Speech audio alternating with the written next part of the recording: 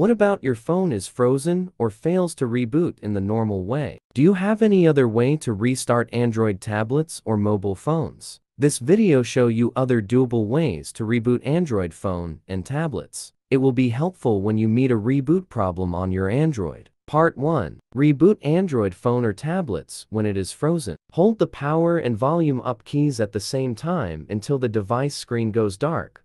Long press the power button to restart your phone as usual. Part 2. How to restart Android phone and tablets without power button. 1. Reboot your phone by using an app. 2. Turn to specialist. Part 3. Restart Android from computer. Download Android SDK, extract to C, program files, and rename. Open environment variables via computer properties advanced. Edit path.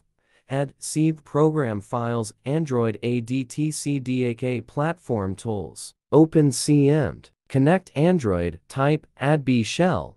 Then add B wipe data. Part 4. What can I do to reboot Android system? Press and hold the power and volume down button simultaneously to boot your device to recovery mode.